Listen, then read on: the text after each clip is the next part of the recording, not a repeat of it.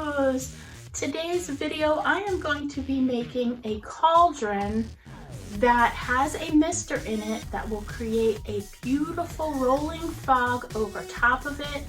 It's not going to be a fog that is like a fog machine where it covers a large area, but it'll just give it a nice touch where when the light hits it, you can tell that there's mist falling out of it.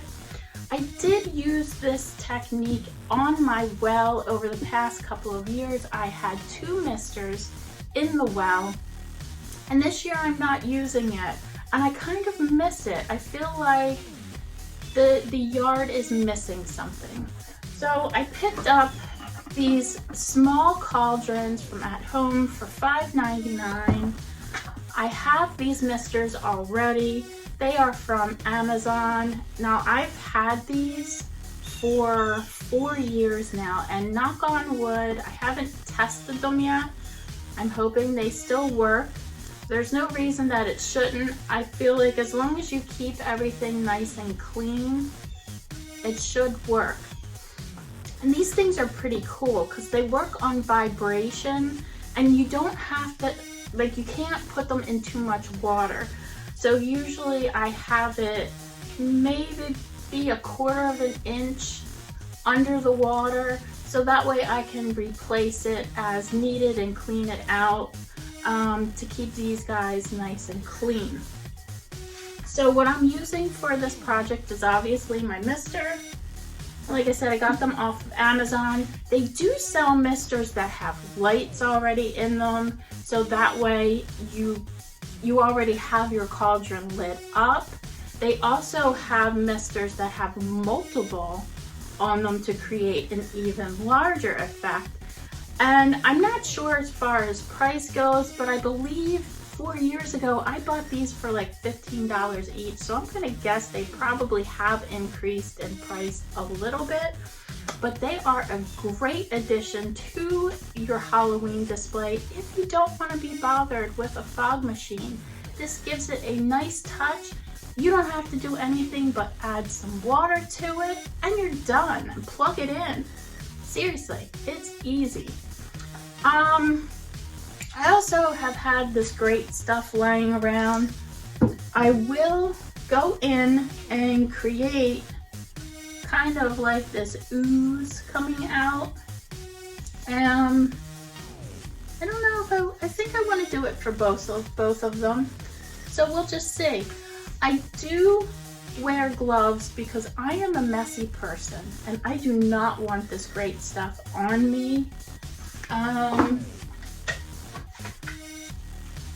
I also will be, after it sets up for 5 minutes, hitting it with some water, and you hit your hands with some water too, and you're able to adjust the spray foam so it doesn't look like just straight lines. It's a time where you can manipulate it. So that's what I will be doing.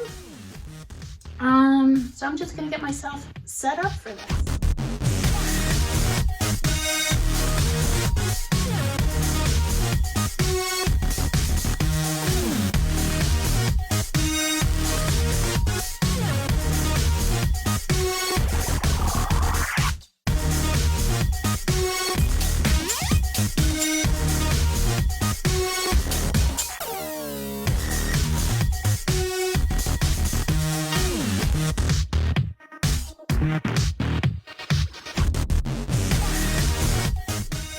Alright, so it's been 5 minutes. I've got my water bottle, I have my gloves.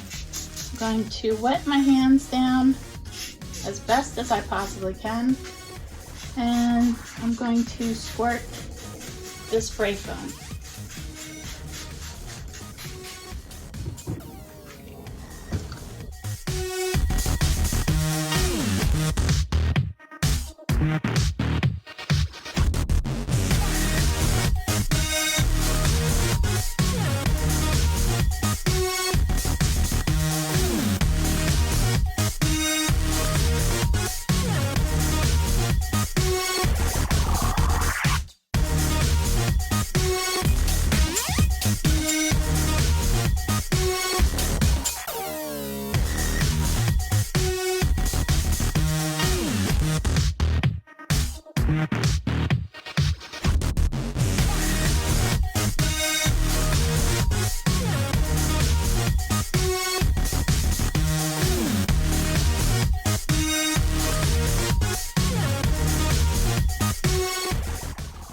So that is one down.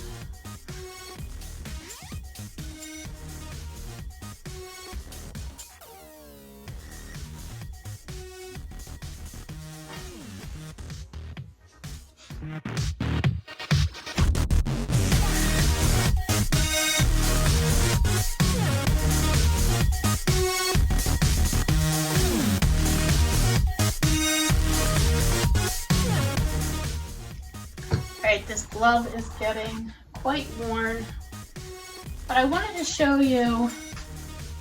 So see how that is like that? See the difference? After you manipulate it, you kind of get rid of all those little lines.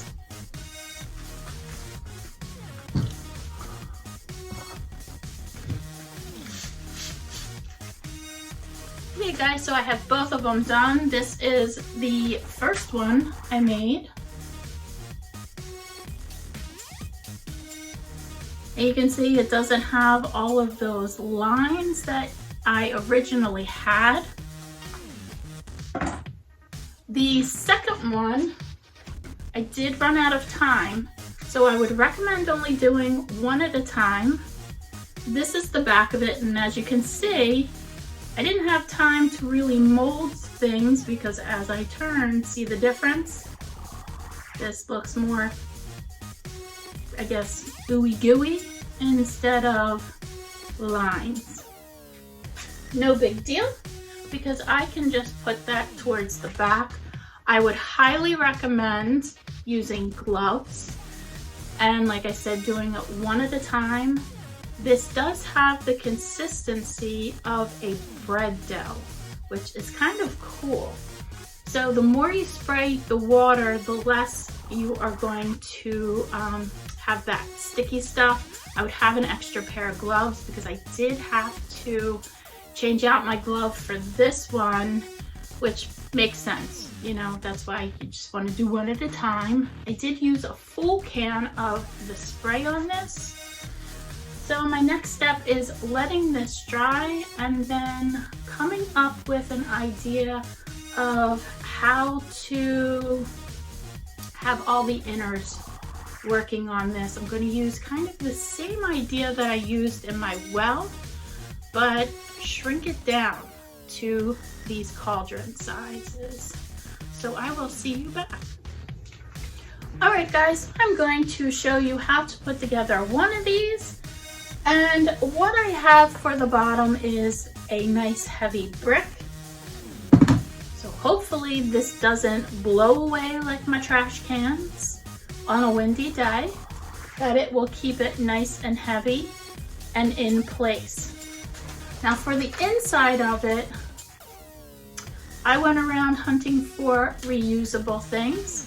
So I have an old plant container that one of my plants had come in, and a takeout container. And I just hot glued them together. And what you want to make sure is when you put it in, you don't want the container to be all the way up at the top. You want to have it maybe like this is about 2 inches away from the top.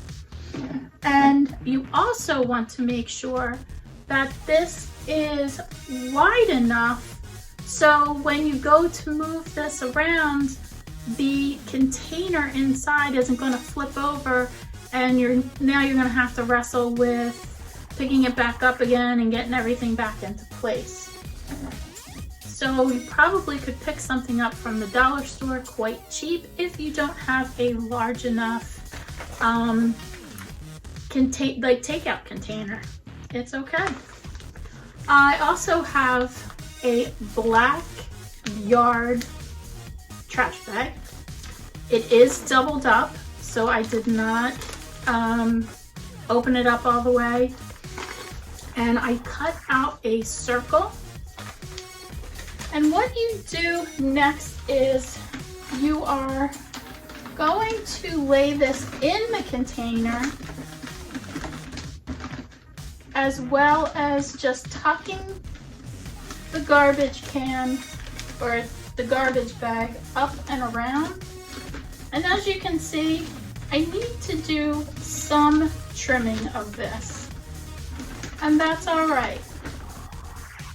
The reasoning behind using a trash bag instead of just putting the mister in that bowl is when that mister starts vibrating and sending out mist, that mist is just going to drip over top of that bowl and into your cauldron. It's not going to make it outside.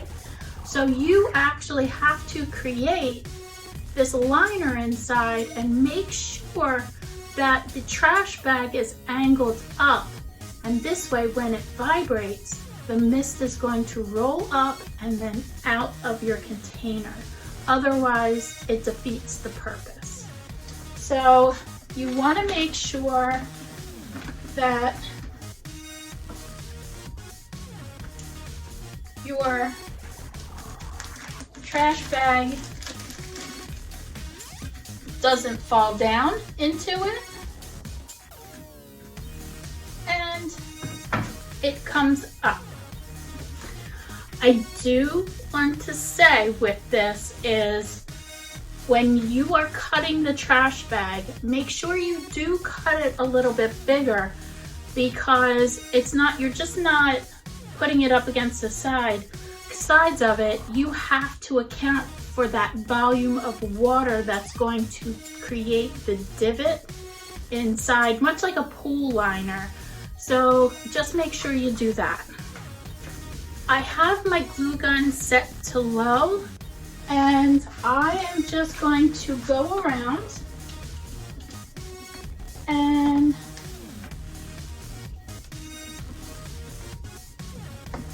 start gluing this to the inside. And if you have to tuck it underneath where your foam is, that is fine. You just don't want to angle it down. And if you have to hot glue it to the foam on the inside, that's all right too. You can even, carve into it to make a smoother connection with the trash bag, so that way it's not all like dimpled and wrinkled. So that is what I'm going to do right now.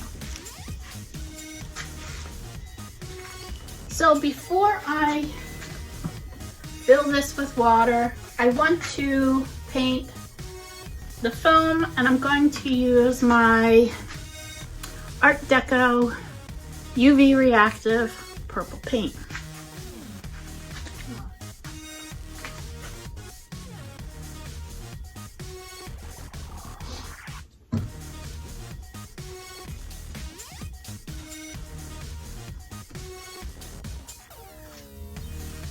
So I'm just going to keep on painting this. So here is one mister plugged in, and these are the lower points on the rim of it.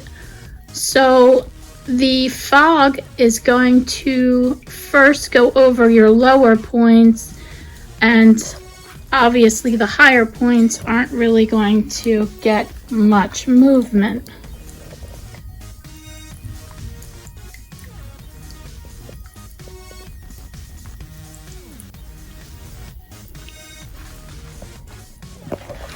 Now you can drill through to pull the cord out so you don't have to have it hanging over.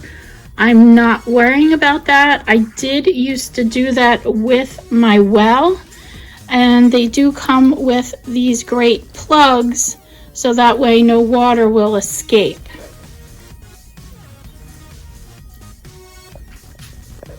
So I am going to go set this up next to Sally. So this is what the cauldron looks like at night.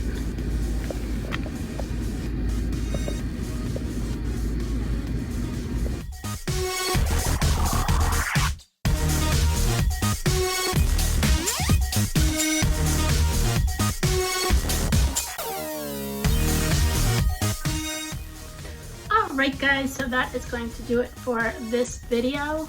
I hope this helps you out in creating a very simple, easy way to get a fog effect decoration without costing a ton of money.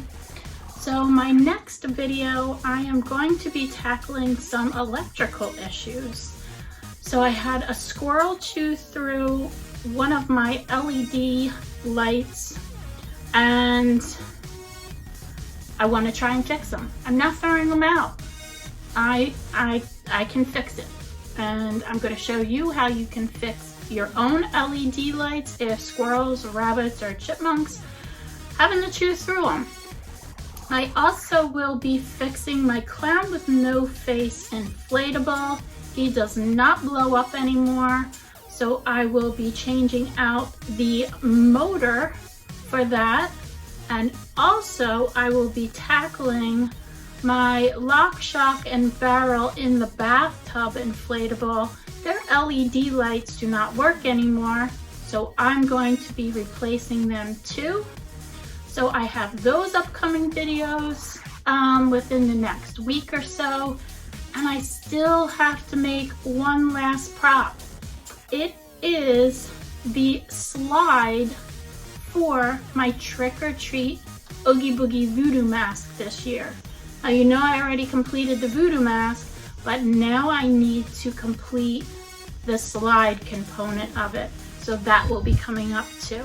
So in the meantime, guys, get making, get creative, and I will see you next time on Halloween Town How To's. Bye-bye, everybody.